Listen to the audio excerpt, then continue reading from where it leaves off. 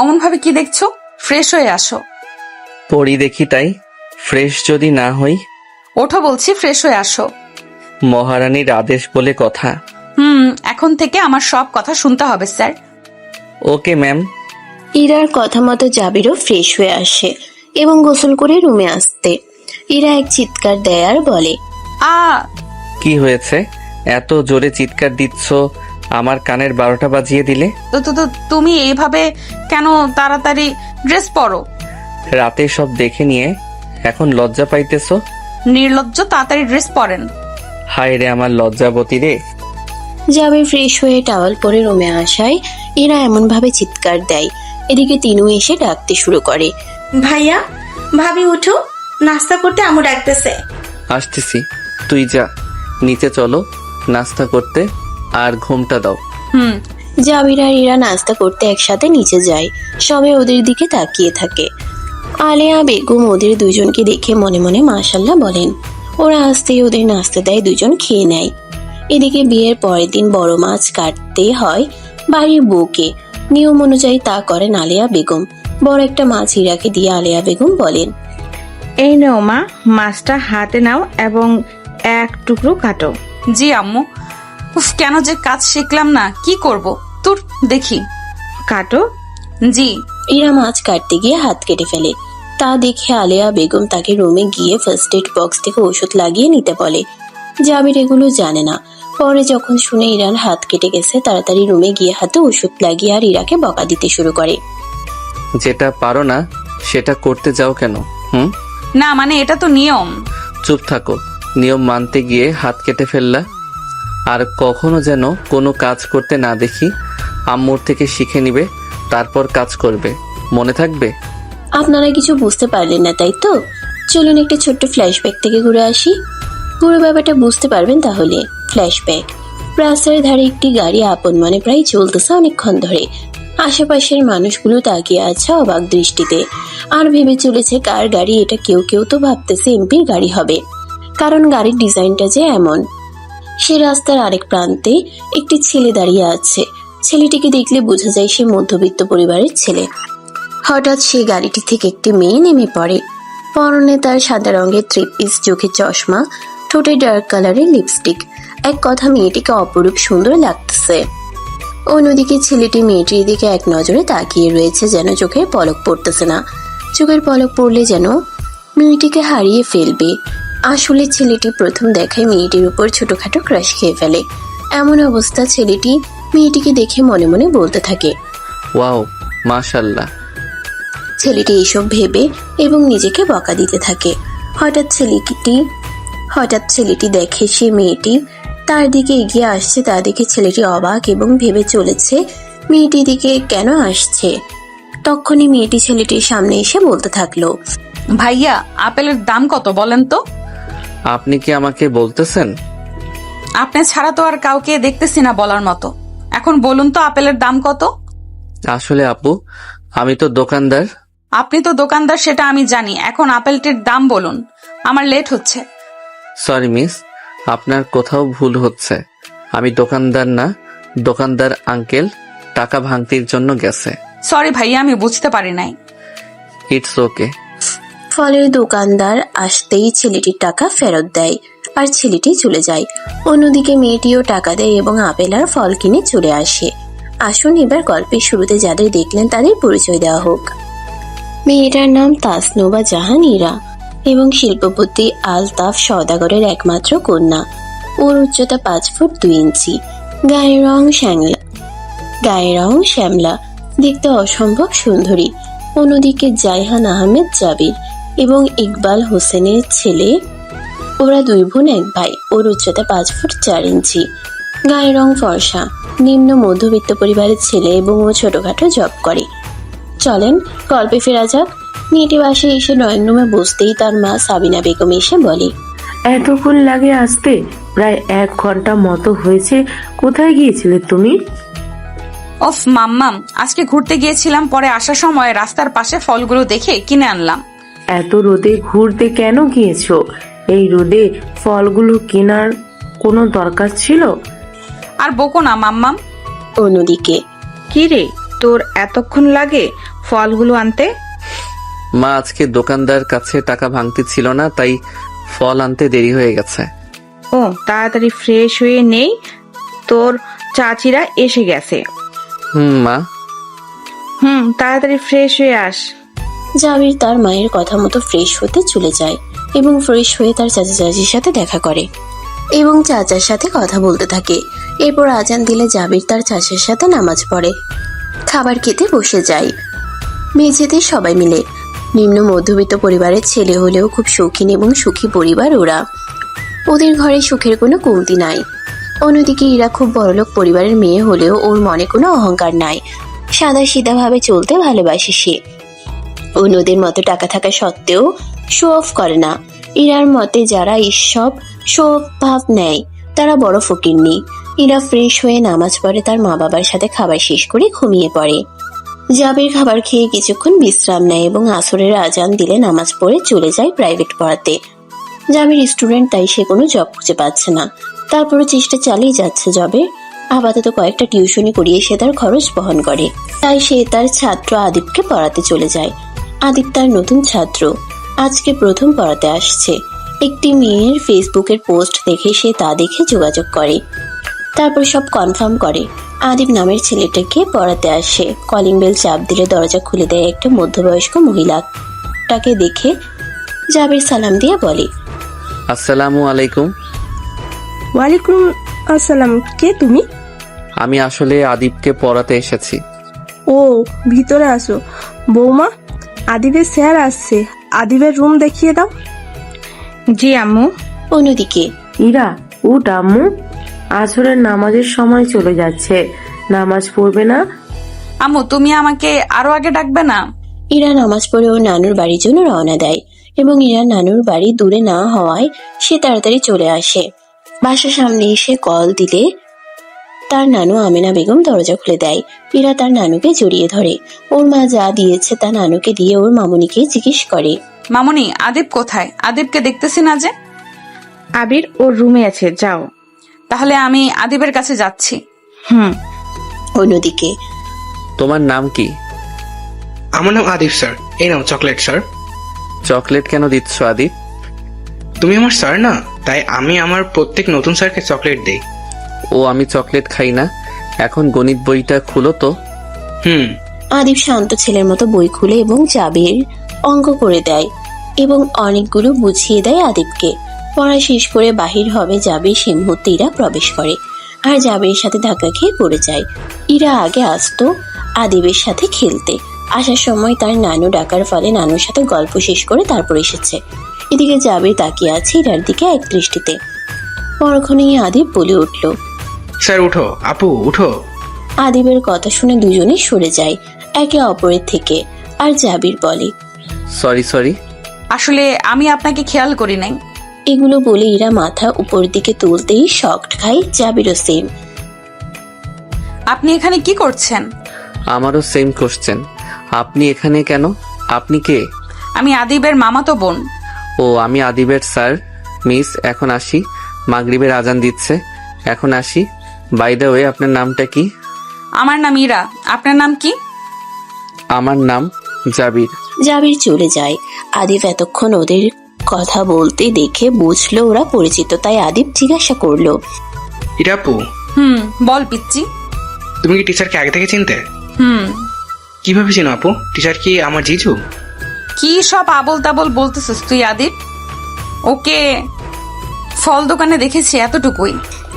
অন্যদিকে ওগো, শুনছো তুমি? বলো, কি বলবা? আমাদের তো আর কোনো সন্তান নাই, ইরা আমাদের একমাত্র মেয়ে। তো কি হয়েছে সাবু? কোনো কিছু কি হয়েছে? না গো, আমিও কাজে সারাক্ষণ ব্যস্ত থাকি, তুমিও অফিসে থাকো। দেশের যা পরিস্থিতি, মেয়েকে একা ছাড়তেও ভয় হয় এখন। তা ঠিক বলছো, চিন্তা করো না, আমাদের মেয়ের সাথে কখনো কোনো কিছু হবে না। আমি বলতে চাই, আমার মেয়ের নিরাপত্তার জন্য একটা বডিগার্ড নিয়োগ করলে কেমন হয়? তা ঠিক বলছো, আমি ইরার সাথে কথা বলে দেখবো ও কি বলে, তারপর না হয়। সাবিনা বেগম আর আলতাফ নিজেদের কথা বলা নিয়ে ব্যস্ত। দেশের যা পরিস্থিতি এখন, তাই মেয়ের কথা ওরা ভাবতে চলেছে। অন্যদিকে জাবির আদিবকে পড়ানোর পর আরো দুজনকে পড়িয়ে বাসায় গিয়ে নামাজ পড়ে নেয় এবং বোনদের জন্য নাস্তা নিয়ে আসে। আগামীকাল জাবিরের ইন্টারভিউ রয়েছে। ভাগ্যক্রমে যদি জাবিরের চাকরিটা হয়ে যায় তাকে আর পিছনে ফিরে তাকাতে হবে না। চাকরি হয়ে গেলে সে 2-1টা টিউশনি ছেড়ে দিবে। এগুলো ভাবতেছে জাবির। হঠাৎ ইরার কথা মনে পড়তে লাগলো। জাবির বিড়বিড় করে বলে উঠল, তুই শুধু আমার প্রাণেশ্বরী হবে। তোমাকে পেলে আমার এই জন্মে আর কিছু চাই না। কেন তুমি এত মায়াবী? প্রথম দেখায় তুমি আমার মনটা কেড়ে নিলে। জাবিরের বোন তিনু। জাবির এসব ভাবতেছে তখন তিনু তার ভাইয়ের কাছে আসে। এসে সে দেখতে পায় কিছুক্ষণ যাবত তার ভাই একা একা বিড়বিড় করতেছে। তা দেখে তিনু আর কিছু না বলে ভাইকে ডাকতে শুরু করে। জাবির শুনতেছে না দেখে জাবিরকে হালকার উপর একটা ধাক্কা দেয় তিনু। জাবির নড়ে চড়ে বলে, ওই তুই কি সমস্যা হয়েছে বল তিনো? কতক্ষণ ধরে ভাইয়া তোমাকে রাখতেছি, তুমি তো কথা শুনতেছো না। আর এতক্ষণ কি ভাবছো? কিছু হয়েছে তোমার? আরে বোন থাম, এতগুলো প্রশ্ন একসাথে করলে কেমনে বলবো? আমার কিছু হয় নাই। অঙ্কটা বুঝিয়ে দাও। অন্যদিকে নানুমা আসি, আমি কাল আবার আসবো। সে কি বল, তুই আমার কাছে থাক, আজকে কোথায় যাওয়া হচ্ছে না। আমার পড়াশোনা আছে অনেক, তাই যাই। অনেক রাত হয়ে গেছে, এখন যাওয়া লাগবে না, না হলে অভ্রকে ডাকবো। তাহলে আর যাচ্ছি না, অব্র ভাইকে ডাকা লাগবে না। আপু তাহলে তোমার আজকে যাওয়া হচ্ছে না? আর আপু আজকে আমি তোমার সাথে থাকবো। অব্র হলো ইরার মামাতো ভাই। সে বিবাহিত, কিন্তু খালাতো বোন সবাইকে তার কথা শুনতে হয়, কারণ অব্র সবারই বড়। তাই ইরাও তার ভাইকে ভয় পায় প্লাস শ্রদ্ধা করে। তাই নানুর কথা শুনে এরা ভয় পেয়ে আর যাওয়া সাহস করে না। এদিকে ইশারের আজান দিচ্ছে দেখে ইরা তার জন্য বরাদ্দকৃত রুমে গিয়ে অজু করে নামাজ পড়ে নেয়। অন্যদিকে জাবিরও ইশারের আজান দিলে মসজিদে চলে যায় এবং নামাজ পড়ে বাসে এসে কিছুক্ষণ তার পরিবারের সাথে গল্প করে নেয়। খাবারের সময় হলে তার মা আলেয়া বেগম ডাকলে খেতে বসে যায়। তখন আলেয়া বেগম বলে, তোর চাকরিটা হবে কবে? এইভাবে আর কতদিন? মা আর একটু কষ্ট করো, কালকে ইন্টারভিউটা দেই, দেখি আল্লাহ কপালে কি রেখেছে। আর কতবার এইভাবে ইন্টারভিউ দিবি বাবা? যতক্ষণ না আল্লাহ আমাকে কোনো কাজের ব্যবস্থা না করে দেয় ততক্ষণ আমি আল্লাহর কাছে চাইতে থাকবো। ইনশাল্লাহ, আল্লাহর প্রতি তোর এত বিশ্বাস, কালকে চাকরিটা হয়ে যাবে। এখন খেয়ে নে। অন্যদিকে ইরা খেতে আসো। জি মামুনি, দাও দাও, তাড়াতাড়ি খিদে লেগেছে। এই নাও খাও। মামুনি, কি হলো? খাবাই দাও। চুপচাপ খা। আম্মু কেন খাওয়াই দিবে তোকে? মামুনি, তোমার শয়তান ছেলেকে চুপ থাকতে বলো। থাপ্পড় চিনোস? তুই কে শয়তান? তুমি দুজন চুপ থাকবি, খাবার খেতেও দুজন ঝগড়া করবি। ইরা হা কর। ইরা আর অভ্র দুজনে একে অপরের সাথে ঝগড়া করতেছে দেখে সাজেদা বেগম এক ধমক দেয়, ফলে দুজনে চুপ হয়ে যায়। চুপচাপ খাবার খেয়ে সবে যে যায় রুমে চলে যায়। তার রুমে গিয়ে দাঁত ব্রাশ করে মাথা আঁচড়ায় এবং ফেস ওয়াশ দিয়ে মুখ ফ্রেশ করে আসে এবং কিছুক্ষণ বারান্দায় গিয়ে দাঁড়িয়ে আকাশের দিকে তাকিয়ে চাঁদ দেখতে থাকে। ইরার সবচেয়ে পছন্দ হচ্ছে রাতের বেলা জ্যোৎস্না এবং চাঁদ দেখাটা। চাঁদ দেখতে দেখতে ইরার হঠাৎ করে জাবিরের সাথে ঘটে যাওয়া মুহূর্তগুলো মনে হতে থাকে এবং আনমনে হেসে বলে, জাবির, আপনার সাথে দেখা হয়েছে আজ এবং কিভাবে আপনার সাথে ধাক্কা খাই এবং এখন আবার ভাবনাতেও আনতেছেন আপনি। ইরা এসব উল্টোপাল্টা কল্পনা করতেছে। পরে রুমে চলে আসে, ঘুমিয়ে পড়ে। এভাবে তার মাঝে কিছুদিন কেটে যায়। জাবিরের সাথে সেদিনের পর আর দেখা হয় নাই। আজ সকালবেলা রাস্তায় ইরা প্রতিদিনের ন্যায় হাঁটতে বের হয়। হঠাৎ পথের মধ্যে জাবিরের সাথে দেখা হয়ে যায় ইরার। ইরা বলে ওঠে, কেমন আছেন আপনি? আলহামদুলিল্লাহ ভালো। আপনি কেমন আছেন? আলহামদুলিল্লাহ। কোথায় যাচ্ছেন এই সকালবেলা? কোথাও না, হাঁটতে বের হয়েছে। আমিও। চলেন ওই পার্কটায় গিয়ে বসি। চলেন। শোনেন তো, বলেন। আজ আমার আম্মু আব্বুর বিবাহ বার্ষিকী, কি দেওয়া যায় বলেন তো? কিছু বই গিফট দিতে পারেন, ইসলামিক আর জায়নামাজ, একটা কোরআন। তাহলে চলেন, আপনাকে সহ কিনবো আজ। আমি তো যেতে পারবো না আপনার সাথে, আপনি একা কিনেন। কিছু না মনে করলে আমি কি জানতে পারি কেন যেতে পারবেন না? আসলে আজ আমার একটা চাকরির ইন্টারভিউ আছে, ওখানে যেতে হবে। অফিসের নামটা কি বলবেন? তাহলে যান আপনি। অন্যদিকে কি গো, কিছুদিন আগে যেটা বলেছি সেটার ব্যাপারে মেয়েকে কলে বলেছো? না, মেয়েকে বলার সাহস হয় নাই, পরে বলবো। শুনো তো, বলো। আজকে কি দিন মনে আছে তোমার? আজকে কি দিন? ভুলে গেলে? আজকের দিনে তুমি আর আমি একসাথে হয়েছি, আর আজ আমাদের বিবাহ বার্ষিকী। দেখতে দেখতে তোমার সাথে কেটে গেল 30টা বছর। রেডি হয়ে নাও তুমি। এই দিনে আমরা প্রত্যেক বছর অসহায়দের চাকরি দেই, আজও দিব। আজ যে ম্যানেজার হবে সে বডিগার্ডের দায়িত্ব পালন করবে, প্রয়োজন হলে বেতন বাড়িয়ে দিব। এরপর এতিম বাচ্চাগুলোকে খাওয়াতে যাব। এখন রেডি হয়ে নাও। 10টা বাজলে সাবিনা বেগম এবং আলতাফ সওদাগর রেডি হয়ে অফিসে যায় তাদের বিবাহ বার্ষিকী উপলক্ষে।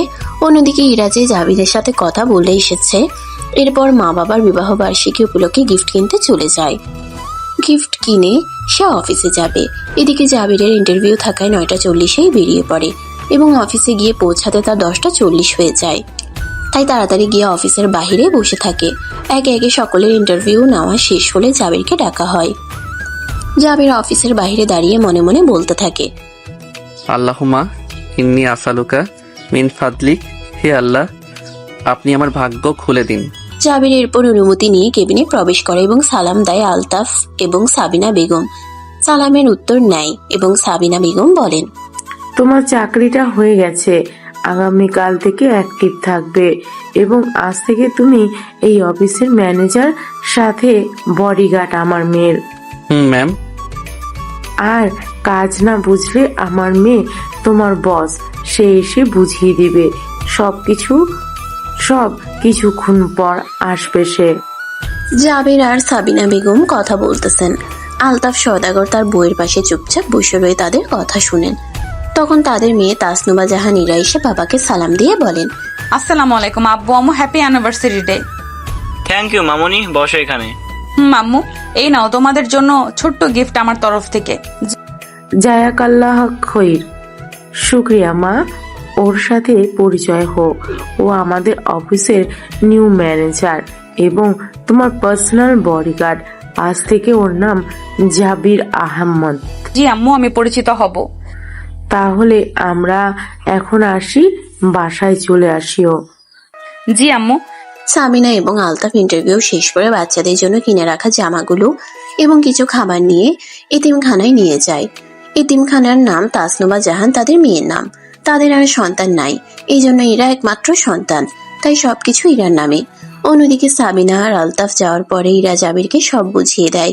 জাবির তো অবাক হচ্ছে ইরাকে এখানে দেখে। সে কল্পনাও করে না ইরাকে দেখবে আজ এখানে। জাবিরের ভাবনার মাঝে ইরা ডেকে উঠলো কয়েকবার। তারপর ইরা ভাবতে থাকে। তারপর ইরা আবার ডাকতেই, এই যে শুনছেন জাবির সাহেব? জি জি বলুন ম্যাম। এতক্ষণ কই ছিলেন? সরি ম্যাম, আসলে খেয়াল করি নাই। ইটস ওকে, যা বলছি তা বুঝছেন? জি ম্যাম। এখন আসতে পারেন। তবে একটা প্রশ্ন ছিল ম্যাম। এটা অফিস জাবির সাহেব, এখানে কোনো প্রশ্ন করবেন না, অফিস শেষ হওয়ার পর। জি ম্যাম, সরি। অন্যদিকে আজকে অফিসের ছেলেটা খুব ভালো, তাই না? তা হঠাৎ এই কথা বলতেছে যে? না, ছেলেটাকে দেখে খুব মায়া লাগছে। এইরকম একটা ছেলে যদি আমাদের থাকতো তাহলে আমাদের ব্যবসাও করতো। তা ঠিক, তবে আমাদের মেয়ে কম কিসে? ইতিমধ্যে ইরা অফিসের কিছু ফাইল জাবিরকে দিয়েছে সলভ করতে। সেগুলো কিছু সলভ করতে টিফিন টাইম দেয়। তখন জাবির কাজ করতে ব্যস্ত ছিল। অন্যদিকে ইরা জাবিরের রুমে নক করে এবং জাবির আসতে বললে আসে। ইরা কেবিনে আসতেই জাবির তাকে সম্মান দেয়। তখন ইরা জাবিরকে নিয়ে একসাথে ক্যান্টিনে যায়। জাবির যেতে চাচ্ছিল না, তবে শেষমেশ বাধ্য হয়ে যায়। ক্যান্টিনে ইরা আর জাবিরকে একসাথে আসতে দেখে সবাই অবাক চোখে তাকিয়ে আছে। কেউ কেউ সমালোচনা করতেছে। জাবির আর ইরা বসতেই ক্যান্টিনে ওরা যাতে ওদের কথা না শুনে তাই সবাই চুপ হয়ে যায়। ইরা কিছু খাবার অর্ডার দেয় এবং দোকানদার খাবার দিয়ে যায় ওদের। ইরা খেতে শুরু করলো খাবার। জাবির নিতেছে না দেখে জাবিরের উদ্দেশ্যে বলে উঠলো ইরা, কি হলো, আপনি খাচ্ছেন না যে? না, এমনি। এত ভনিতা না করে খেয়ে নিন। হুম। শোনেন, অফিস শেষ হওয়ার পর দাঁড়াবেন, আমি আপনাকে পৌঁছে দিব। জি ম্যাম। অন্যদিকে মা, আজকের বান্ধবী কত সুন্দর একটা ড্রেস কিনেছে, আমাকে কিনে দাও ওরকম দেখতে। এখন টাকা নাই, আর আমরা মধ্যবিত্ত, ওদের মতো এত দামি ড্রেস কেনার সামর্থ্য আমাদের নেই। ও মা, ভাইয়া কই? ভাইকে বলো, ভাই কিনে দিবে। তোর ভাইয়ার কাছে এখন টাকা নাই, মাত্র চাকরি হলো। আমি জানি না, আমার ওই ড্রেসটা লাগবে, আমার চাই এই ড্রেসটা। কতবার বললাম এখন টাকা নাই, এত দামি ড্রেস কেনার সামর্থ্য আমাদের নাই, কেন বুঝোস না তুই? আর কিছু লাগবে না, আমার চাইবো না আর কখনো কিছু। তিনও তার বান্ধবীর পরনে নতুন ড্রেস পরা দেখে সেম কিনে দিতে মাকে বলে, কিন্তু টাকা না থাকার কারণে কিনতে পারবে না। আলেয়া বেগমের স্বামী গত হয়েছেন কয়েক বছর আগে, সেই থেকে জাবির সব দেখতেছে, তাই ছেলেটার কষ্টের কথা ভেবে বোঝানোর চেষ্টা করছেন মেয়েকে, কিন্তু বারবার বলার পরও বুঝে না তিনু। তাই আলেয়া বেগম মেয়েকে ঠাস ঠাস করে কয়েকটা চড় লাগিয়ে দেয়। তিনু কাঁদতে কাঁদতে রুমে চলে যায়। তিনু চলে যাওয়ার পর আলেয়াও কেঁদে দেন। বিনু এতক্ষণ মা বোনের কথা শুনছে আর চুপচাপ কাঁদতেছে। ওদের ভাগ্যটা এমন, ওদের কিছু করার নাই। তাই অন্যদিকে 4টা বেজে যাওয়ার কারণে জাবিরের অফিস শেষ হয়ে যায়। ইরার কথা মতো বাহিরে জাবির দাঁড়িয়ে থাকে। ইরা আসলে জাবিরকে নিয়ে গাড়িতে ওঠে। আপন মনে গাড়ি চলতে শুরু করলো। তখন জাবির ইরাকে বলে, আপনাকে প্রশ্ন করতে পারি ম্যাম একটা? এখন আমি তোমার ম্যাম না, এখন আমি তোমার ফ্রেন্ড, যা বলার বলো। সকালে তোমাকে বললাম না আমি একটা অফিসে ইন্টারভিউ দিব, তাহলে তুমি অফিসের নাম শুনে বললে না কেন এটা তোমাদের অফিস? সারপ্রাইজ ছিল, জাবির তা আদিবকে পড়াতে যাবেন। এইবার কোন দিকে যাব, ডানে না বামে আপনার বাসা? ডানে। জাবিরকে বাসার সামনে নামিয়ে দিয়ে চলে যায় ইরা বাই বলে। জাবির রুমে গিয়ে ফ্রেশ হয়ে নেয়। জাবিরের মা আলেয়া খাবার এনে দেয় ছেলেকে। জাবির খাবার খেতে খেতে জিজ্ঞাসা করে, মা তিনু বিনু কই? ওরা খেয়েছে? ওদের দেখতেছি না যে। আছে রুমে, ওরা ওদের। ও টেবিলের উপর চকলেট রেখেছি, ওদের দেই। ও আমি নামাজ প্রাইভেট পড়াতে যাচ্ছি, ওদের দিও। অন্যদিকে জাবির সাহেব একদিনের পরিচয়, আপনি যে আমার মনে জায়গা করে নিয়েছেন কিভাবে বোঝাবো আপনাকে? কিরে, এত রাতে বারান্দায় দাঁড়িয়ে আছিস কেন? মা ভালো লাগছে না, কিরকম যেন লাগতেছে। সে কিরে, কেমন লাগতেছে তোর কাছে? বস তো কই, জ্বর তো নাই? ও মা, এত চিন্তা করো না তো, ঠিক আছি, ঘুমালে ঠিক হয়ে যাবে। তো কিছুক্ষণ রেস্ট নে। সাবিনা বেগম কিছুক্ষণ রেস্ট নিতে বলে চলে যান। সাবিনা বেগম চলে যেতে ইরা বিছানায় শুয়ে শুয়ে ভাবনাতে ডুব দেয়। ভাবতে ভাবতে এক পর্যায়ে ঘুমিয়ে যায়। অন্যদিকে জাবির আদিবকে পড়ানো শেষ করে, আর দুজনকে পড়িয়ে আর পড়াবে না বলে চলে আসে। বাসে এসে ফ্রেশ হয়ে নামাজ আদায় করে নেয়। রুমে আসার সময় জাবির বলে দিতেছে বিরক্ত না করতে তাকে, তাই কেউ আর বিরক্ত করে নাই তাকে। ইরা ঘুম থেকে উঠে দেখে 10টা বাজে, তাই ইশারের নামাজটা সে পড়ে নেয়। ইশারের নামাজ শেষ করতেই সাবিনা বেগম খাবার খেতে ডেকে যান। ইরা খাবার খেয়ে রুমে আসে।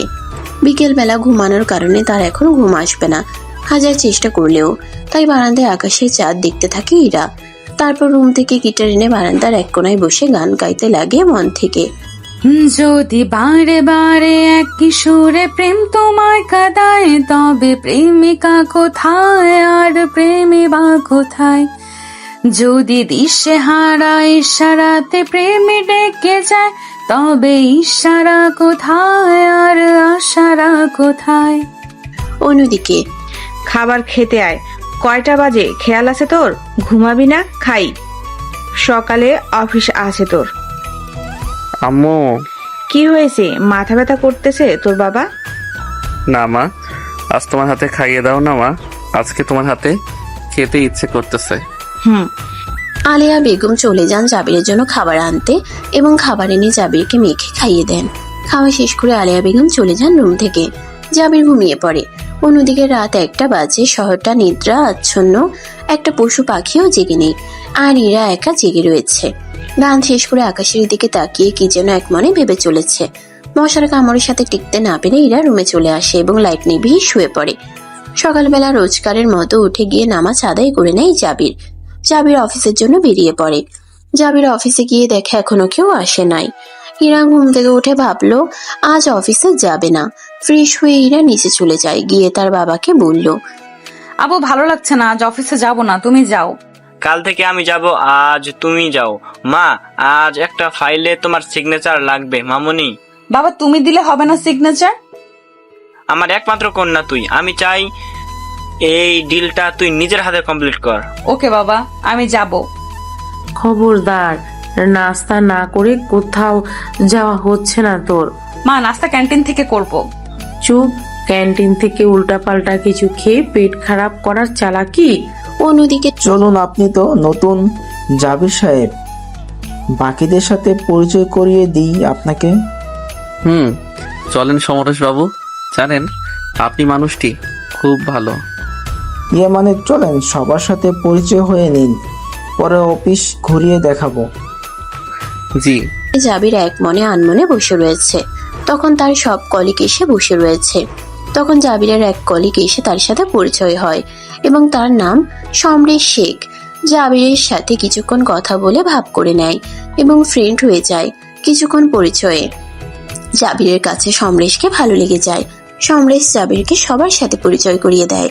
এরপর সমরেশ ঘুরে জাবিরকে অফিস দেখায়। সেই মুহূর্তে ইরা আসতে যে যার কেবিনে প্রবেশ করে। ইরা কেবিনে এসে জাবিরকে কল করে। জাবির কল রিসিভ করতে তাকে কেবিনে আসতে বলে ইরা। কল কেটে দেয়। জাবির ইরার কেবিনের সামনে এসে বলে, may I come in madam? Yes, come in. Ma'am, কেন ডেকেছিলেন বলবেন? এই ফাইলটা সলভ করো, কোনো ভুল আছে কিনা দেখো।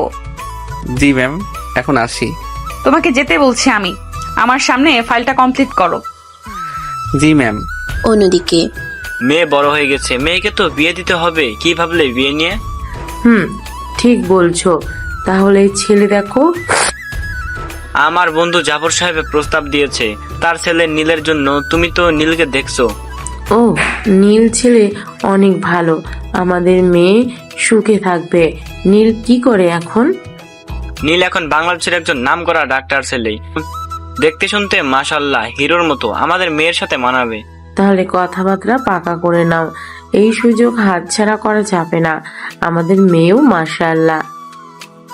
ইরা মামুনিকে জিজ্ঞাসা করে নিও একবার। আসলে বলবো, তুমি সব ঠিক করে রাখো। কি? সাবিনা আর আলতাফের কাছে সবাই ইরার জন্য বিয়ের প্রস্তাব দেয়।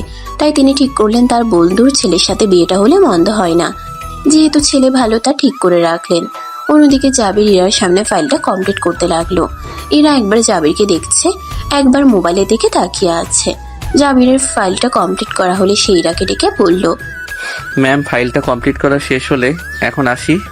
দাও। আর আজান দিয়ে দিছে, আজকে আর অফিসে কাজ নেই তোমার, বাসায় চলে যাও। জি ম্যাম। তার আগে তোমার নাম্বারটা দিয়ে যাও, আমি রাতে কল দিব। জি, লিখে নেন ম্যাম। 09। রাতে কল দিব, রিসিভ করবে।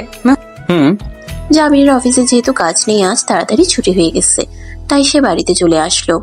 আলেয়া বেগম জাবিরকে তাড়াতাড়ি আসতে দেখলে অবাক হয়ে যায়। জাবির তো কখনো তাড়াতাড়ি আসে না, তাহলে আজকে এত তাড়াতাড়ি আসলো? আলেয়া বেগম ভেবে চলতেছেন। তারপর ভাবলেন ছেলেকে জিজ্ঞাসা করবেন। জাবিরকে জিজ্ঞাসা করার আগে জাবির বলতে লাগলো, মা, এক গ্লাস পানি দাও তো। এই নে বাবা।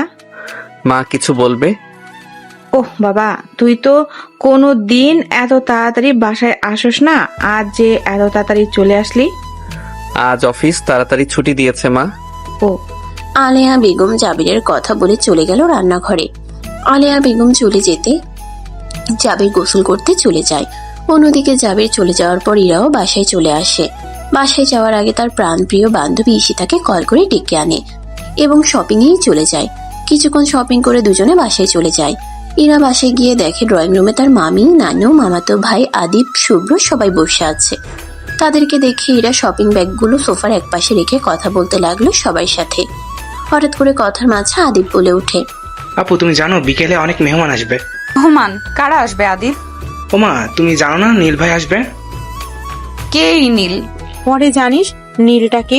ইরা, এখন অফিস থেকে আসলি, ফ্রেশ হয়ে নিয়ে দিতে। জি নানু। অন্যদিকে আজ বিকেলে ঠিকানা জেনে যাও। এটা কোথায় বাবা, আর কার ঠিকানা? তোমার আলতাফ আঙ্কেলের বাসা, তোমার আলতাফ আঙ্কেলের মেয়ের। ইরার কি বাবা? হীরাকে দেখতে যাব, মেয়ে পছন্দ হলে আংটি পরিয়ে আসবো। বাবা আমি যেতে পারবো না, ওই পিচ্চিকে কিনা আমি বিয়ে করব। কি মনে হয় তোমার? আমি কথা দিয়ে দিয়েছি, এখন তোমাকে যেতে হবে, এই বিয়ে হবে। অসম্ভব বাবা। কাউকে পছন্দ করো, পছন্দ থাকলে বলো, আমরা নিষেধ করে দেবো। হ্যাঁ বাবা, আমি একজনকে ভালোবাসি, আর কিছুদিন সময় দাও, ওকে নিয়ে আসবো। তবে মেয়ে যদি না আনতে পারো তাহলে হীরাকে বিয়ে করতে হবে। ওকে। নীল তার বাবার উপর রাগ করে বাসা থেকে চলে যায় হসপিটালে তার কেবিনে। যেহেতু সে একজন ডাক্তার, জাফর সাহেব ঠিক করেছিলেন তার ছেলে নীলকে বিয়ে করাবেন তার বন্ধুর মেয়ে ইরাকে। কিন্তু নীল তাতে রাজি নাই, কারণ নীলের পছন্দ আছে, বলতে গেলে সে ভালোবাসে। পরে জানবেন। অন্যদিকে ইরা ফ্রেশ হয়ে খাবার খেয়ে কিছুক্ষণ ঘুমালে আসরের আজান দিলে তার মা তাকে ডেকে নেয়। ইরা ঘুম থেকে উঠে নামাজ পড়ে উঠলে ইরার মা সাবিনা বেগম তাকে একটা শাড়ি দিয়ে বলেন, শাড়িটা পরে রেডি হয়ে নাও ইরা। এইসবের মানে কি? আমি শাড়ি কেন পরবো? তোমাকে আজকে দেখতে আসবে ছেলে পক্ষ। কি সব বলছো আম্মু? তুমি ঠিক আছো তো? আমি ঠিক আছি, আমি আর তোমার বাবা মিলে সব ঠিক করেছি। মা, আমি এখন বিয়ে করতে চাই না। দেখতে আসলে বিয়ে হয় না, ছেলের পছন্দ হতে হবে তো। যাও, আমি রেডি হয়ে আসছি। অন্যদিকে তিনু জি ভাইয়া। আমার পড়ার টেবিল গুছিয়েছে কে? বিনু মনে হয়। বিনু? জি ভাইয়া। এখানে একটা ফাইল ছিল, ফাইলটা কই? ওই যে। দুইজনে যা এখন। টেবিলের উপর জরুরি একটা ফাইল থাকায় জাবির খুঁজে না পেয়ে তার বন্ধুটাকে ডেকে কিছুক্ষণ বকাচকা করে এবং পরবর্তীতে তা তিনও দেখিয়ে দেয়। অন্যদিকে জাফর সাহেব এবং তার বউ নীলাশা সহ আসেন। নীলকে আনতে পারেন নাই, তা ঠিক করলেন আপাতত তারা যাই দেখে আসবেন। ঠিক তা করলেন। তারা আসতেই সবাই তাদের নাস্তা দেয়। তার কিছুক্ষণ পর ইরাকে নিয়ে আসে। ইরা তাদের সালাম দেয়। জাফর এবং নীলাশা সালামের উত্তর দিয়ে ইরাকে বসতে বলেন। ইরার ইচ্ছে না থাকা সত্ত্বেও সব মেনে নিয়েছে। এরপর ইরা রুমে চলে আসে তার। জাফর আর নীলা পরে জানাবে বলে চলে আসেন। এদিকে নীল তার প্রিয় মানুষের সাথে কথা বলতে ব্যস্ত। নীলের ভালোবাসার মানুষটির নাম হলো নীরা, যার সাথে 5 বছরের রিলেশন তার। ফেসবুক থেকে পরিচয়। কথা বলার এক পর্যায়ে নীল বলল, নীরা শোনো, একটা কথা বলবো, মনোযোগ দিয়ে শুনবে। বলো তুমি। বাবা তার বন্ধুর মেয়ের সাথে আমার বিয়ে কথা বলতেছেন, কিন্তু আমি তোমার কথা বলেছি। এখন কি করব বলো। কয়েকদিন পর আমি কল করলে তুমি শাড়ি পরে আমার অফিসে আসবে, আর তোমাকে আমার বাসায় নিয়ে যাব। অন্যদিকে রাত হয়ে যাওয়ায় জাবির মাত্র রুমে আসলো। সেই মুহূর্তে তার ফোনটা বেজে উঠলো। কল রিসিভ করে হ্যালো, আসসালামু আলাইকুম। পাশ থেকে মেয়েলি কণ্ঠে কেউ একজন বলে উঠলো, ওয়ালাইকুম আসসালাম। কেমন আছেন আপনি? ভয়েস শুনে বোঝা যাচ্ছে অনেক মিষ্টি কণ্ঠ। যে কোনো ছেলে অবাক হবে প্রথম শুনলে। জাবির অবাক হয় প্রথমে, তারপর উত্তর দেয়, আলহামদুলিল্লাহ ভালো, বাট আপনি কে? আপনাকে তো চিনলাম না। আমি ইরা, আপাতত আপনার ফ্রেন্ড, অফিসে আপনার বস। কেমন আছেন ম্যাম? আলহামদুলিল্লাহ ভালো। আপনি যদি কিছু মনে না করেন, আপনাকে ব্যক্তিগত একটা প্রশ্ন করতে পারি? অবশ্যই, কেন নয়। আপনার কণ্ঠ শুনে তো মোবাইলে আমি আরো ফিদা হয়ে গেলাম ম্যাম। আপনি কি কাউকে পছন্দ করেন বা ভালোবাসেন? না, হঠাৎ এই প্রশ্ন ম্যাম? না এমনি, আর ম্যাম বলবে না, ইরা বলবে, ঠিক আছে? এখন রাখি। আপনার পছন্দের কেউ নেই ভাবতে কত ভালো লাগছে। নীল আর নীরা নিজেদের কথা বলা শেষ করলো। অন্যদিকে জাবিরের সাথে ইরা কথা বলে শেষ করলো, আর সবাই ঘুমিয়ে পড়ে। রাতের বেলা তাই এভাবে প্রায় 1 মাস কেটে যায়। নীল নীরাকে নিয়ে গেলে সবাই পছন্দ হয় এবং নীল আর নীরার বিয়ে ঠিক হয়। ইরার পরিবারকে নীলের পছন্দের কথা জানানো হলে সাবিনা আলতাফও আর কিছু বলে না। এদিকে ইরা আর জাবিরের সম্পর্কটা গভীর থেকে গভীর হয়। এখন ওদের একে অপরের সাথে কথা না বললে ভালো লাগে না। জাবির ইরাকে ছাড়া কিছু বুঝে না, ইরাও জাবিরকে ছাড়া কিছুই বুঝে না। একজন একজনকে না দেখলে ভালো লাগে না। ইরা কল করে জাবিরকে আজ শুক্রবার, তাই অফিস বন্ধ রয়েছে। জাবিরের ফোনে রিং বাজতেই জাবির ফোন হাতে নিতেই দেখে ইরা কল করছে, তাই সাথে কল রিসিভ করে জাবির। জাবির কল রিসিভ করতেই ওপাশ থেকে ইরা বলে উঠল, আসসালামু আলাইকুম, কেমন আছো? ওয়ালাইকুম আসসালাম, আলহামদুলিল্লাহ ভালো আছি। তুমি কেমন আছো? আলহামদুলিল্লাহ। কি করো? কিছু না, তুমি? সেম। ফ্রি আছো? ফ্রি থাকলে বিকেলে দেখা করবে, তোমাকে নিয়ে এক জায়গায় যাব। কই যাবে? পার্কে যাব স্যার, আপনাকে নিয়ে। ঘুরতে যাবেন না আমার সাথে? যাব ম্যাম। অন্যদিকে জানো নীল, ভাবতে অবাক লাগে তুমি আমার হবে সারা জীবনের জন্য। অবশেষে 5 বছর পর তোমাকে পাবো আমি আমার করে। আমার কি যে আনন্দ লাগছে। আমাদের বন্ধনটা যেন সারা জীবন এইভাবে থাকে। থাকবেই। চলো কফি শপে এখন। নীরা আর নীল কফি শপে গিয়ে বসলো এবং কফি অর্ডার দিতেই একজন সার্ভেন্ট দিয়ে যায়। নীরাকে বেশ মায়াবী লাগছে, নীল শাড়িটা অপূর্ব। তারা বসে বসে কফি খেতে লাগলো আর গল্প করতে লাগলো। আজ নীরাকে কেউ দেখলে বলবে মাশাল্লাহ। এদিকে নীল কফিতে একবার চুমুক দেয়, একবার নীরার দিকে তাকায়। হঠাৎ করে নীল নীরার পায়ে তার পায়ে স্পর্শ করে। নীরা তা বুঝতে পেরে লজ্জায় মাথা নিচু রাখে। কফি শেষ হলে দুজনে নিজেদের বাসায় চলে যায়। অন্যদিকে বিকেল হয়ে যাওয়া, জাবির ইরার সাথে দেখা করতে ইরার দেওয়া ঠিকানায় চলে আসে। ইরা সুন্দর করে কালো রঙের শাড়ি, খয়েরি লিপস্টিক, চোখে কাজল বেশ হালকার উপর সেজে চলে আসে। এইদিকে জাবির ইরাকে এই রূপে দেখে কেমন যেন নেশায় আসক্ত হয়ে যায়। ইরা জাবিরকে তাকিয়ে থাকতে দেখে ইরা বলতে থাকে, হা করে তাকিয়ে কি দেখছো তুমি? পরি দেখছি। আমার সামনে পরিটা কই থেকে আসলো? থাক, ভেতরে চলো। ইরা পার্কের ভিতর গিয়ে বসে। এক পাশে তাকাতে দেখলো একটা ছেলে একটা মেয়ের ঠোঁটে অর্থাৎ লিপকিস দিচ্ছে। তা দেখে ইরা লজ্জায় শেষ। ইরাকে লজ্জা পেতে দেখে জাবির বলে উঠল, তোমাকে একটা দেই, সেই না ফিলিংস। নীরবতায় সম্মতি লক্ষণ। জাবির ইরার সাথে আরেকটু ক্লোজ হয়ে ইরাকে কাছে টেনে ঠোঁটের সাথে ঠোঁট লাগিয়ে দেয় এবং দুজনে একটানা কিস করতে থাকে। দুজনকে দেখলে এই মুহূর্তে যে কেউ মনে করবে অমৃত পান করতেছে।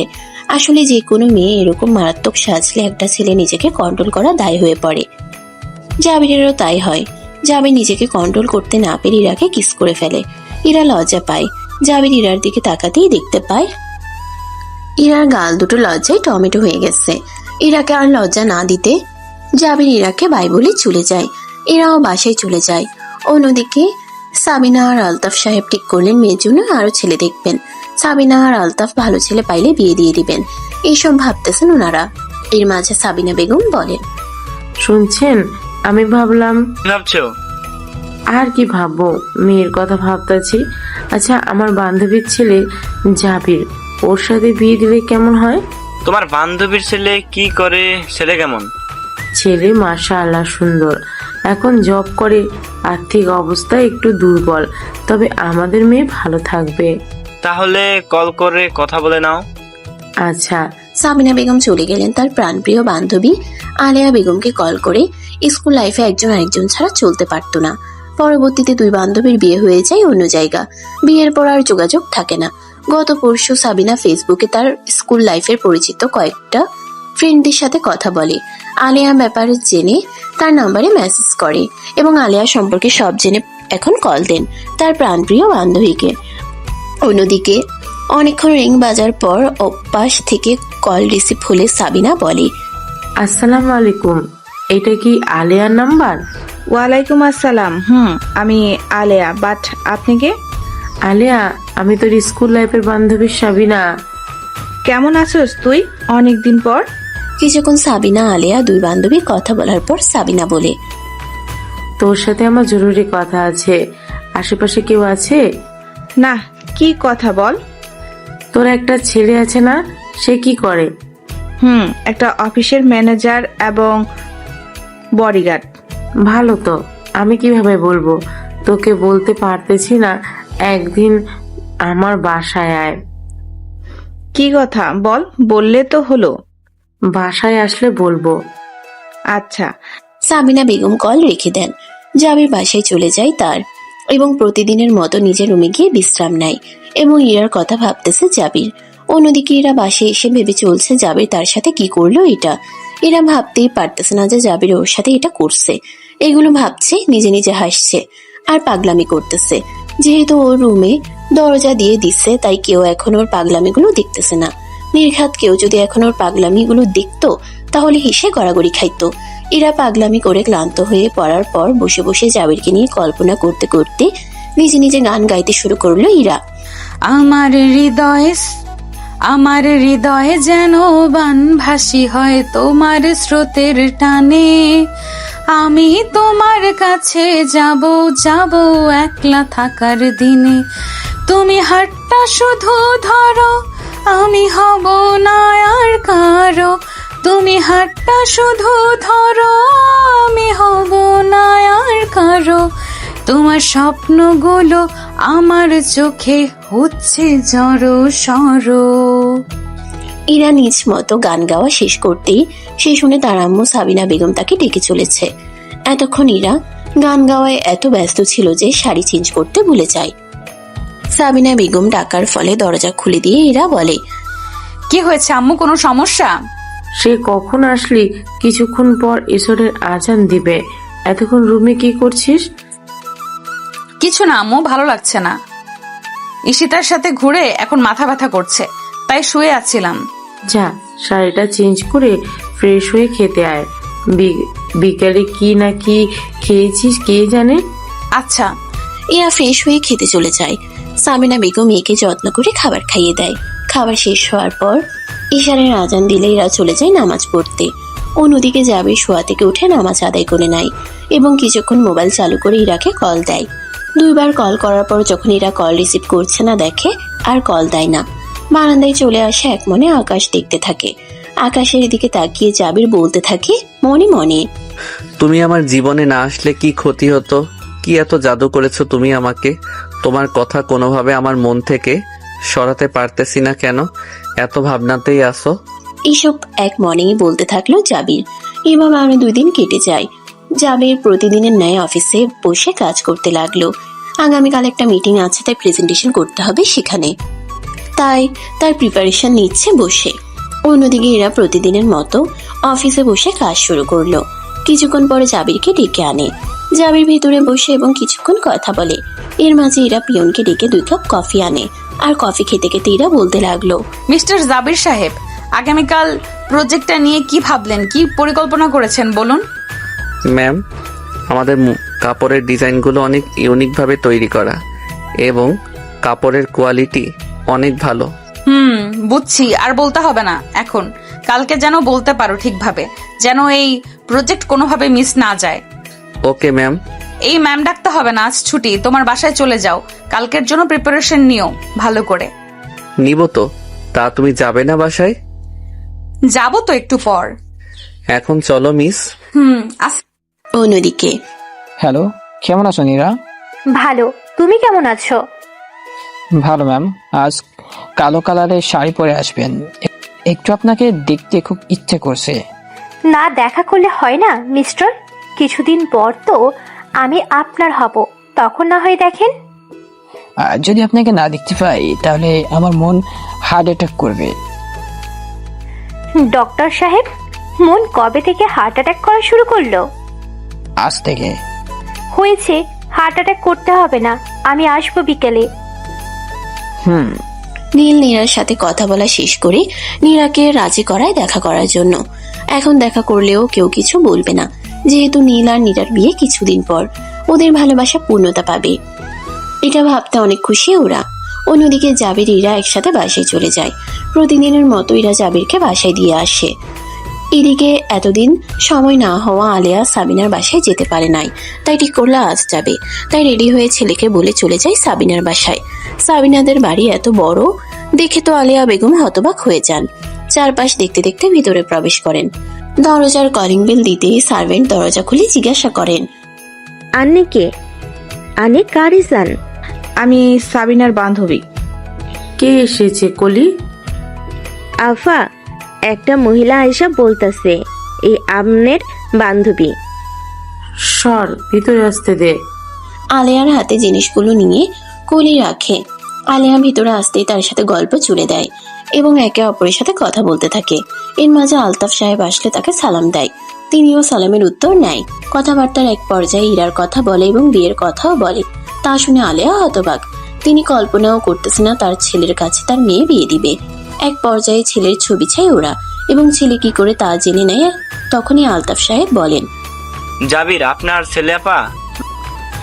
মাশাআল্লাহ, ছেলে খুব ভালো। তাহলে বিয়ের দিন তারিখ ঠিক করেন। ঠিক করে রাখেন। আপাতত কাবিনটা করে রাখতে চাই। তাই অফিস থেকে এসে এরা ফ্রেশ হয়ে শুয়েছে। এখন ঘুম থেকে উঠলো, ঘুম থেকে উঠে নিচে আসতেই দেখে তার মা বাবা সোফায় বসে একটা মহিলার সাথে কথা বলতেছে। সাবিনা বেগম মেয়েকে দেখে ডাক দেন। সাবিনা বেগমের কথা মতো এরাও নিচে যায় তাদের কাছে যেতেই সাবিনা বেগম বলেন, তোর আলিয়া আন্টি আমার বান্ধবী, সালাম দে। আসসালামু আলাইকুম আন্টি।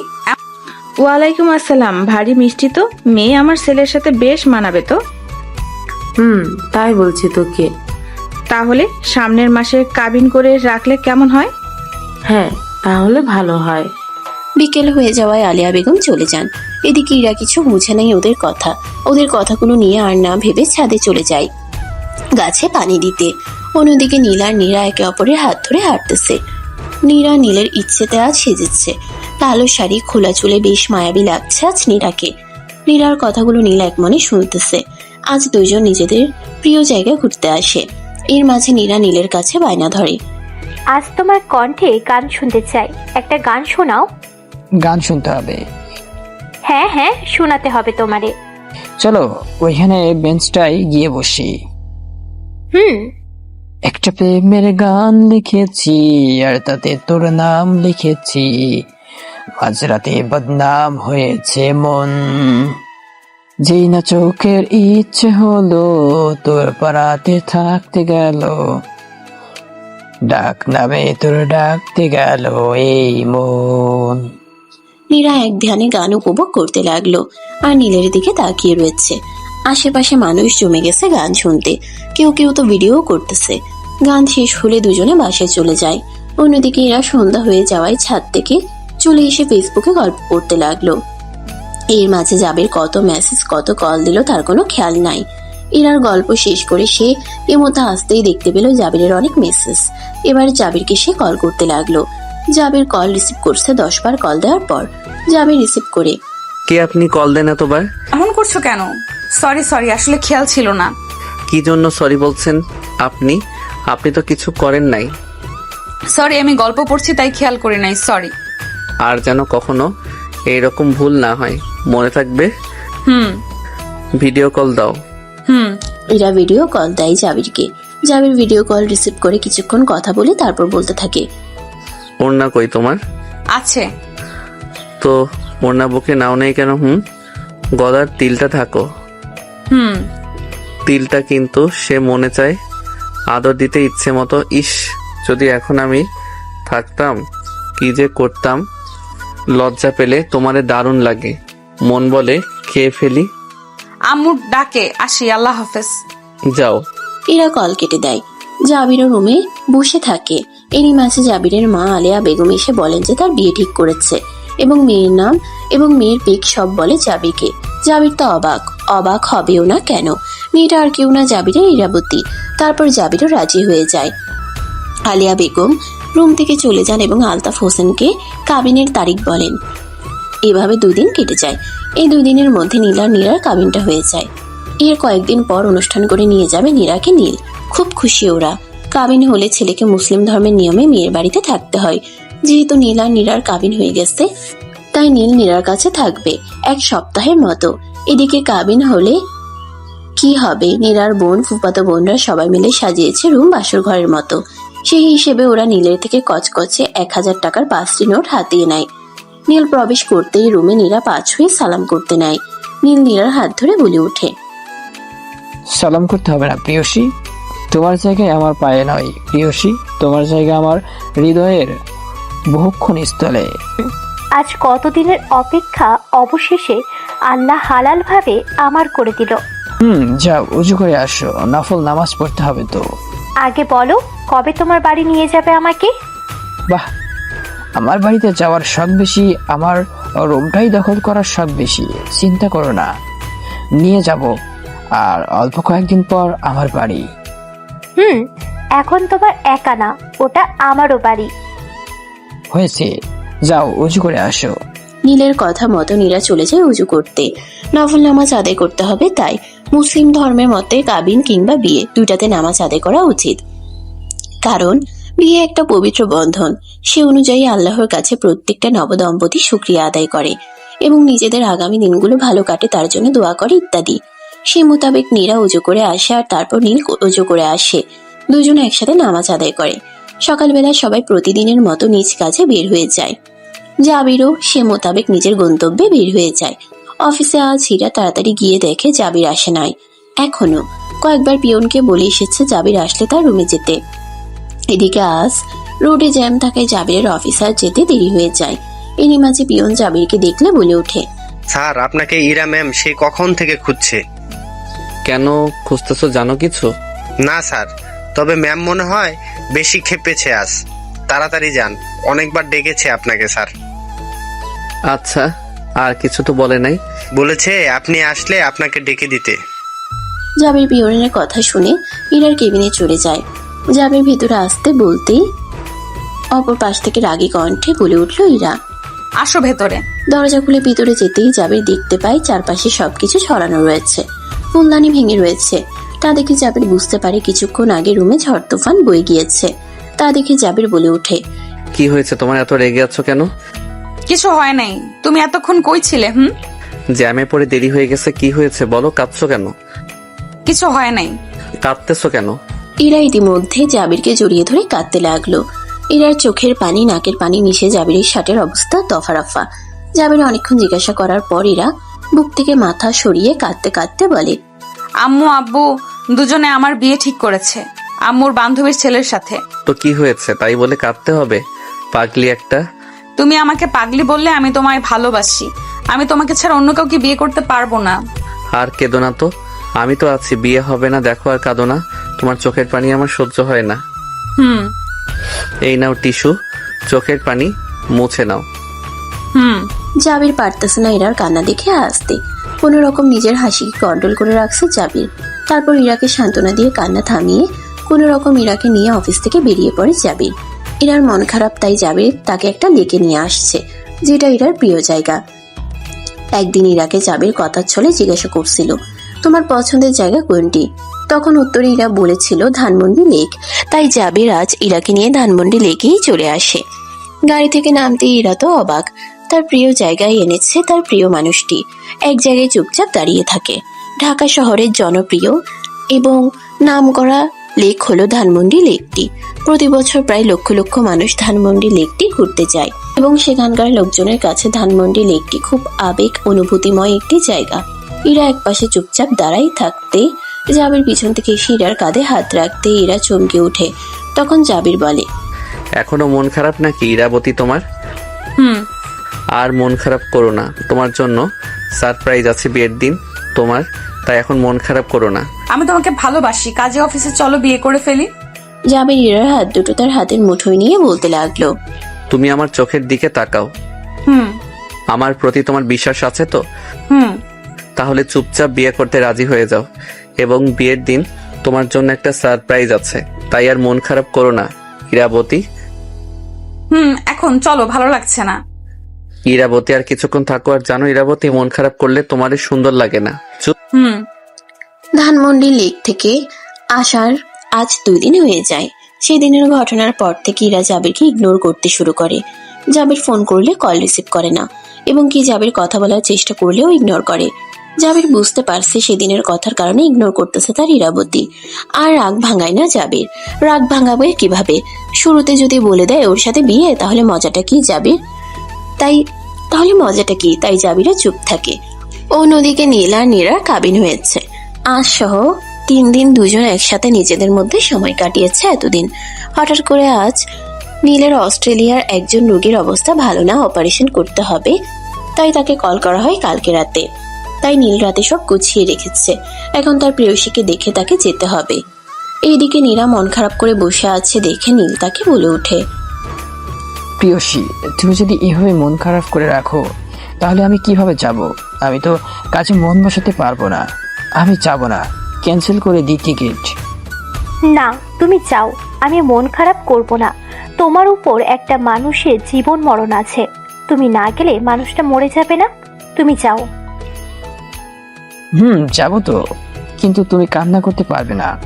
ফোন কাছে রাখবে, আমি কল দিব। নীল এই কথা বলে নীরার কপালে 3টা কিস করে তার বাসায় যায় এবং তার মা বাবা থেকে দোয়া নিয়ে বেরিয়ে পড়ে ফ্লাইটের উদ্দেশ্যে। অন্যদিকে জাবির উপর থেকে স্বাভাবিক থাকলেও ভিতর থেকে তার বুক জ্বলে ছারখার হয়ে গেছে, কারণ তার ইরাবতী তাকে ইগনোর করতেছে।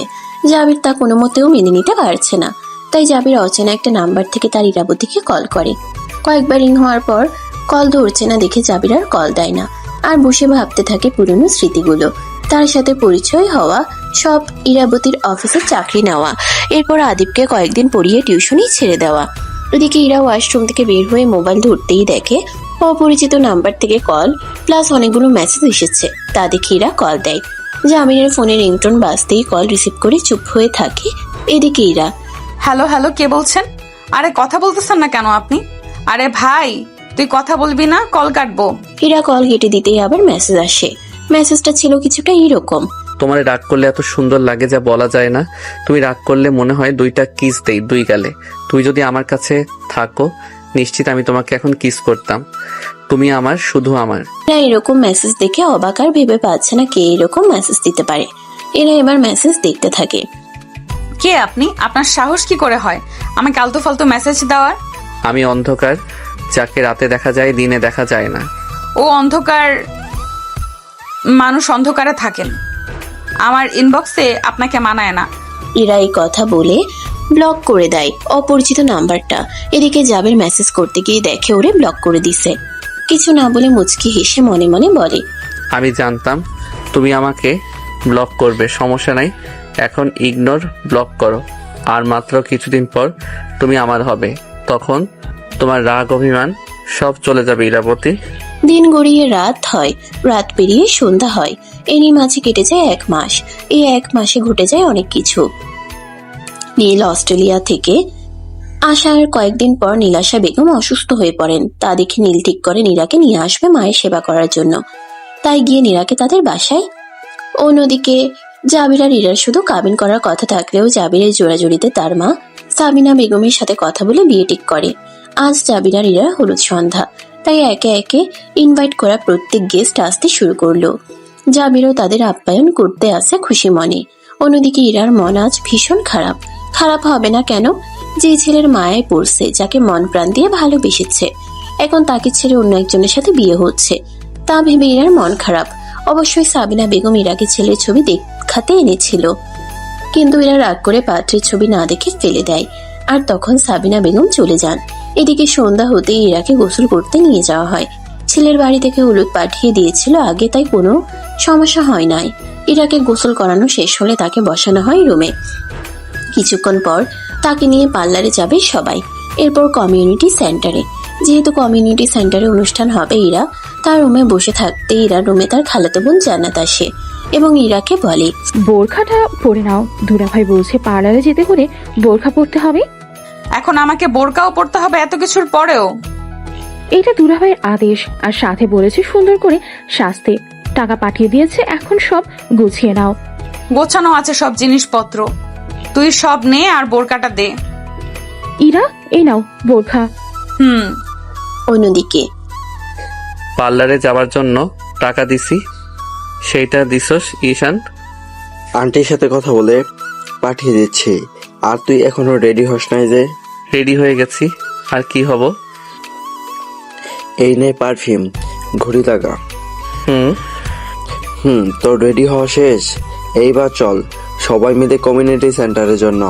জাবির রেডি হতেই জাবিরের খালাতো ভাই ঈশান, মামাতো ভাই অর্ণব এবং জাবিরের কাজিনরা জাবিনের বোন হাত ভর্তি ডালা এবং ওড়না ধরে জাবিরকে নিয়ে বাহির হয় এবং জাবিরের কয়েকটা খালাতো বোন মিলে নাচতে শুরু করলো আর ক্যামেরাম্যান তা ভিডিও করতে শুরু করলো। কিছু দূর যেতেই গাড়িতে উঠে কমিউনিটি সেন্টারের উদ্দেশ্যে চলে গেল।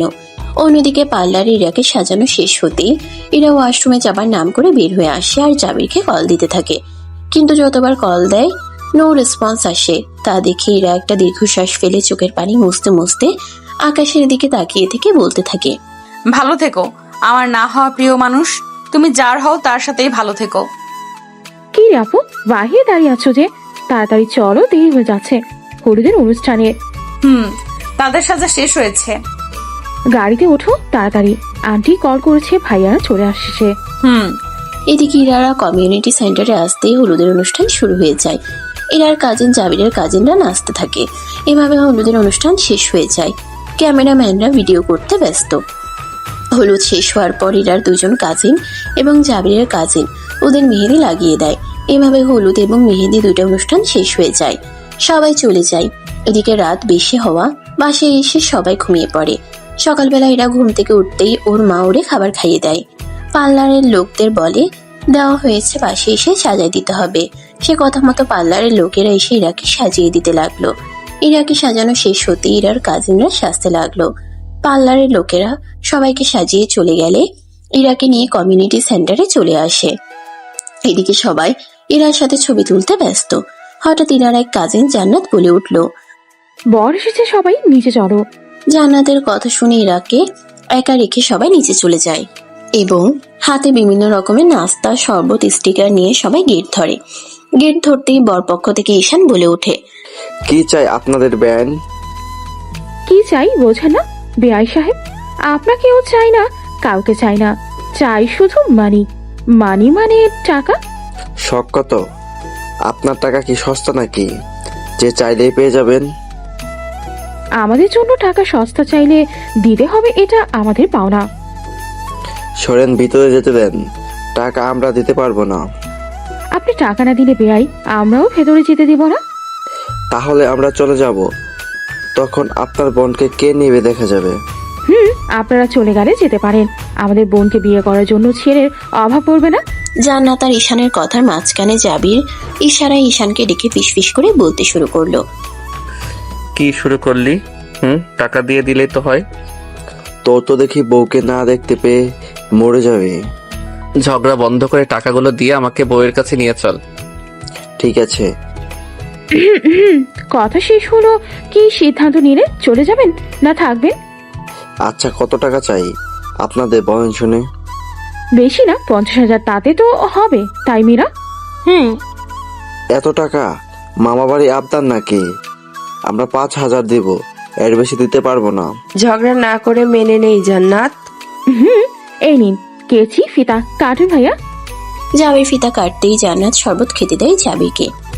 জাবির গ্লাসে এক চুমুক দিয়ে তা রেখে দেয় এবং ভিতরে চলে আসে। ইরা সে কখন থেকে রেস্টুরেন্টে একা একা বসে আছে এবং ক্যামেরাম্যান ছবি তুলছে। পরবর্তী একটা মেয়ে এসে ইরাকে নিয়ে জাবিরের পাশে বসিয়ে দেয়। আর তখন ইরার বাবা আসতেই কাজে বিয়ে পড়ানো শুরু করে। 1 লক্ষ টাকা। মৃত ইকবাল হোসেনের একমাত্র ছেলে জাবির ইসলাম জাবিরকে বিয়ে করতে রাজি। আপনি রাজি থাকলে কবুল বলো মা। আম্মু, আম্মু কই? আম্মু, আম্মুকে আনো। আম্মু, আম্মু না আসলে আমি বিয়ে করব না। ইরা বোকার মতো কথা না বলে কবুল বলে দে, খারামনি এখানে আসতে পারবে না। কবুল, কবুল, কবুল। 1 লক্ষ টাকা। আলতাফ সওদাগরের একমাত্র মেয়ে তাসনুভা জাহান ইরাকে বিয়ে করতে রাজি। আপনি রাজি থাকলে কবুল বলো বাবা। কবুল, কবুল, কবুল। আলহামদুলিল্লাহ। কাজী সহ সবাই চলে যেতে ক্যামেরাম্যান বরকনের একসাথে ছবি তুলতে শুরু করলো। ছবি তোলা শেষ হলে ওদের খাবার খেতে নিয়ে যায়। খাবারের টেবিলে বসতে ইরার কাজিন জান্নাত, মীরা সবাই ওদের সাথে বসে পড়ে। এরপর জাবির ইরাকে রোস্ট একটু খাইয়ে দেয় এবং দুজনের খাওয়া শেষ হতেই জান্নাত, মীরা একটা পাত্রে গরম পানি, গোলাপের পাপড়ি, সাবান, ফেনা নিয়ে জাবিরের হাত ধুয়ে দেয়। এতে জাবিরকে 2000 টাকা দিতে হয়। বিয়ে শেষ হতেই সবাই চলে যায়। কনের বিদায় দিবার সময় হলে কনেকে নিয়ে যাবে। ওই সময় সামিনা বেগমকে ধরে ইরার যে কান্না, বাবা মাকে জড়িয়ে ধরে। পরে অজ্ঞান হয়ে গেলে ইরাকে জাবির কোলে করে গাড়িতে নিয়ে যায়। গাড়ি ছুটলো তার আপন গতিতে। জাবির বাসার সামনে আসতে গাড়ি থেমে যায়। জাবির ইরাকে না জাগিয়ে কোলে করে ভিতরে নিয়ে এসে শুইয়ে দেয়। কয়েক ঘন্টা পর তিনু বিনু ইরাকে জাগিয়ে তোলে। তারপর আলেয়া বেগম এসে বসার ঘরে বসিয়ে মিষ্টি চিনি খাওয়াতে শুরু করে। একে একে মুরব্বীরা সবাই সব নিয়ম নীতি শেষ করে। ইরাকে একটা রুমে বসিয়ে শাড়িটা চেঞ্জ করে সুন্দর করে পরিয়ে দেয় জাবিরের কাজিন। অন্যদিকে ঈশান, নিশান সবাই মিলে রাত হয়ে যাওয়ায় জাবিরের রুম সাজাতে ব্যস্ত। বউয়ের সাথে জান্নাত, মীরা এসেছে, তারা এক পাশে বসে আছে।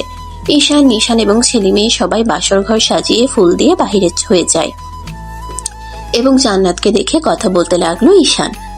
কি হলো বেয়ান সাহেবা, আপনাদের নাম তো জানা হলো না, নামটা বলুন। আমার নাম মীরা, ওর নাম জান্নাত। আপনাদের নাম কি ভাইয়া? ভাইয়া বলে মনটাই ভেঙে দিল সুন্দরী। কি যে বলেন না ভাইয়া। এভাবে হাসেন না বেয়ান, তাহলে হার্ট অ্যাটাক করব। ও তাই বুঝি? বেয়াই, তা আপনাদের নাম কি বেয়াই? কি শুরু করলি তুই? জান্নাত, চুপ থাক। আমি নিশান। ও ঈশান। আপনার সাথে তো কথাই হলো না। বেআইন কথা বলুন। কি বলবো বিয়াই? আপনার নাম কি? জান্নাত, এখন আসি, পরে কথা বলি। অধিক রাত হয়ে জান্নাতরা ডিনার শেষ করে ঘুমিয়ে পড়ে। অন্যদিকে ঈশান নিশান মিলে জাবিরকে রুমে ঢুকতে দেয় না টাকার জন্য। অবশেষে জাবির টাকা দিতেই ওরা রুম ছেড়ে চলে যায়। জাবির রুমে ঢুকে দরজার হুক লাগিয়ে দেয়।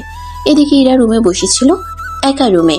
কেউ প্রবেশ করতেই বুঝতে পারছে খাট থেকে নেমে সালাম করতেই জাবির তাকে বুকে টেনে নিয়ে বলে, তোমার স্থান আমার হৃদয় ইরা পাখি, আর পা ধরে সালাম করতে নেই, এটা কুসংস্কার, মনে থাকে যেন। কণ্ঠটা তো বেশ পরিচিত মনে হচ্ছে। দেখি তো ঘোমটাটা তুলে। তুমি আমার জামাই কই? তুমি এখানে কেন? বাসর ঘরে বর্ণা এসে বুঝি অন্য কেউ আসে ইরা পাখি? কত কষ্ট দিছি তাই না জান? এটা তোমার জন্য সারপ্রাইজ। তুমি তো জানতে তোমাকে কতটা ভালোবাসি, কেন এতটা কষ্ট দিলে? আজ যদি তুমি না থেকে অন্য কেউ থাকতো তখন? সরি জান, প্রমিস আর কষ্ট দিব না। যাও ওযু করে আসো, নামাজ পড়তে হবে। ইরা জাবির অজু করে 2 রাকাত নফল নামাজ একসাথে পড়ে নেয়। এরপর জাবির ইরাকে স্বর্ণের রিং গিফট করে এবং একটা প্যাকেট নিয়ে বলে পরে আসতে। ইরা প্যাকেট থেকে ড্রেস নিয়ে পরে আসে। জাবির তারপর লাইট নিভিয়ে দুজনে শুয়ে পড়ে। মাঝরাতে ইরার কোমরে কারোর হাতের স্পর্শ অনুভব করে। এদিকে জাবির ইরার কোমর স্লাইড করতে করতে ঠোঁটে যায় এবং ইরার ঠোঁট দুটো তার আয়ত্তে নিয়ে নেয়। আস্তে ধীরে জাবির ঠোঁট থেকে গলায় এবং নিচে নামতে শুরু করে। এরা চোখ বন্ধ করে অনুভব করতেছে জাবিরের কিসগুলো।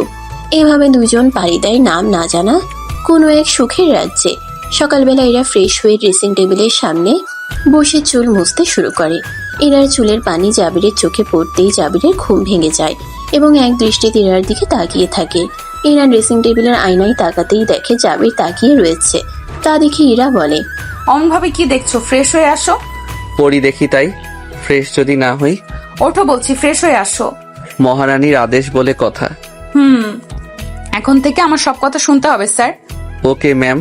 ইরার কথা মতো জাবিরও ফ্রেশ হয়ে আসে এবং গোসল করে রুমে আসতেই এরা এক চিৎকার দেয় আর বলে, কি হয়েছে? এত জোরে চিৎকার দিচ্ছে? আমার কানের 12টা বাজিয়ে দিলে। তুমি এভাবে কেন? তাড়াতাড়ি ড্রেস পরো। রাতে সব দেখিনি, এখন লজ্জা পাইতেছো? নির্লজ্জ, তাড়াতাড়ি জামা পরেন। হায় রে আমার লজ্জাবতী রে। জাবির ফ্রেশ হয়ে টাওয়াল পরে রুমে আসা ইরা এমন ভাবে চিৎকার দেয়। এদিকে তিনু এসে ডাকতে শুরু করে, ভাইয়া ভাবি উঠো, নাস্তা করতে আম্মু ডাকতেছে। আসতেছি, তুই যা, নিচে চলো নাস্তা করতে, আর ঘুমটা দাও। জাবির আর ইরা নাস্তা করতে একসাথে নিচে যায়। সবাই ওদের দিকে তাকিয়ে থাকে। আলেয়া বেগম ওদের দুজনকে দেখে মনে মনে মাশাল্লাহ বলেন। ওরা আসতেই ওদের নাস্তা দেয়, দুজন খেয়ে নেয়। এদিকে বিয়ের পরের দিন বড় মাছ কাটতে হয় বাড়ির বউকে। নিয়ম অনুযায়ী তা করেন আলেয়া বেগম। বড় একটা মাছ ইরাকে দিয়ে আলেয়া বেগম বলেন, এই নাও মা, মাছটা হাতে নাও এবং এক টুকরো কাটো। জি আম্মু। উফ, কেন যে কাজ শিখলাম না, কি করব তোর দেখি। কাটো। জি। ইরা মাছ কাটতে গিয়ে হাত কেটে ফেলে। তা দেখে আলেয়া বেগম তাকে রুমে নিয়ে গিয়ে ফার্স্ট এড বক্স থেকে ওষুধ লাগিয়ে নিতে বলে। জাবির এগুলো জানে না। পরে যখন শুনে ইরার হাত কেটে গেছে, তাড়াতাড়ি রুমে গিয়ে হাতে ওষুধ লাগিয়ে আর ইরাকে বকা দিতে শুরু করে। যেটা পারো না সেটা করতে যাও কেন? না মানে এটা তো নিয়ম। চুপ থাকো। নিয়ম মানতে গিয়ে হাত কেটে ফেললা। আর কখনো যেন কোনো কাজ করতে না দেখি। আম্মুর থেকে শিখে নিবে, তারপর কাজ করবে, মনে থাকবে। লক্ষ্মী বউ আমার, আর কাঁদো না, হাত ঠিক হয়ে যাবে। সময় ও স্রোত কারোর জন্য থেমে থাকে না, এটা আমরা সবাই জানি। নদীর পানি যেমন গতিশীল, তেমনি মানুষের জীবনও গতিশীল, ডাইনামিকের মতো। দেখতে দেখতে 7টা বছর পেরিয়ে যায়। জাবির ইরার অফিস দেখাশোনা করে। জাবির আর ইরার কোলে আলো করে একটা কন্যা সন্তান হয়, যার নাম রাখে ওরা আয়রা। আয়রা হলো জাবির আর ইরার প্রাণ ভোমরা, চোখের মণি। আয়রার বয়স 5 বছর।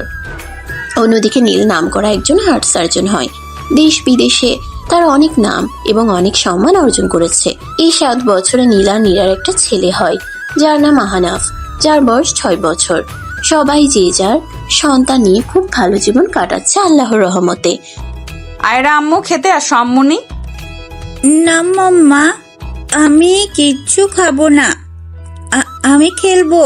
খাবারটা খেয়ে তারপর খেয়ে নাও। না না না, আর পারি না এই মেয়েটার জ্বালা যন্ত্রণা সইতে, পুরো বাবার মতো হয়েছে। আমার মেয়ে আমার মতো হবে না তো কার মতো হবে? তোমার মতো হয়েও তো সব জ্বালা আমাকে সইতে হয়। মেয়েকে আমি খাওয়াইতেছি, এদিকে দাও। নাও খাবার। হায় আম্মু, আমার মাম্মামটা আসো মজা ভাত খেতে, পাপ্পা খাওয়াই দিব। হা করে তো মাম্মাম। দাও। অন্যদিকে ছেলে ঘুমিয়েছে? অনেক রাত হয়ে গেছে, ঘুমাতে চলেন। লাইট নিভিয়ে দেন।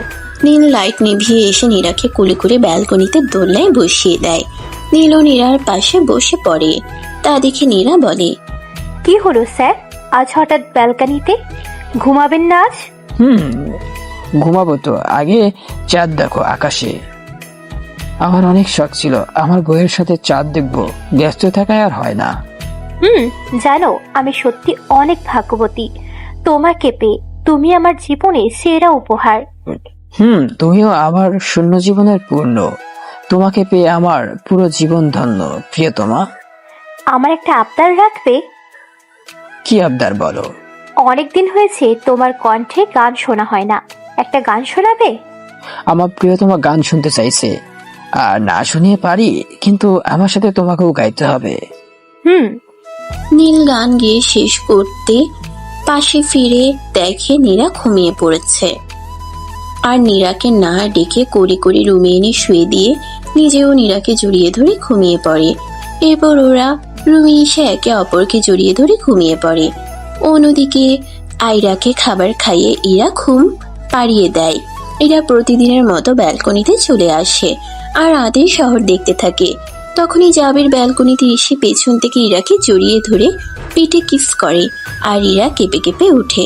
এরপর ইরাকে কোলে করে রুমে নিয়ে আসে আর বলতে থাকে জাবির, তোমাকে দেখলে শুধু খেয়ে ফেলতে ইচ্ছা করে বউ, তোমার সামনে আসলে নিজেকে কন্ট্রোল করা মুশকিল। যা, কি যে বলো না তুমি। লজ্জা পাইলে হবে? মেয়ে তো বড় হয়ে গেল, আর একটা বেবি নিলে কেমন হবে? পচা লোক কোথাকার। জাবির ইরা আবারও হারিয়ে যায় সুখের রাজ্যে। দোয়া করি সারা জীবন ওরা সবাই যেন এভাবে ভালোবেসে একসাথে সারা জীবন থাকতে পারে। কারোর বদ নজর যেন ওদের উপর না পড়ে। সারাটি জীবন তারা যেন হাতে হাত রেখে একে অপরের সুখ দুঃখে একসাথে থাকতে পারে। কখনো কোনো বিপদ যেন না আসে ওদের জীবনে। গল্পটি কেমন লাগলো অবশ্যই কমেন্ট করে জানাবেন। সুন্দর সুন্দর ভালোবাসার গল্প পেতে আমাদের চ্যানেলটি সাবস্ক্রাইব করে পাশে থাকবেন। আর কেমন গল্প আপনারা চান তা অবশ্যই কমেন্ট করে জানাবেন, তাহলে আপনাদের চাওয়া অনুযায়ী চেষ্টা করব গল্প দেওয়া। আপনারা চাইলে আপনাদের পছন্দক্রমে স্পেশাল নাম কমেন্ট বক্সে সাজেস্ট করতে পারেন, ওই নাম দিয়ে গল্প দেওয়ার চেষ্টা করব। ধন্যবাদ।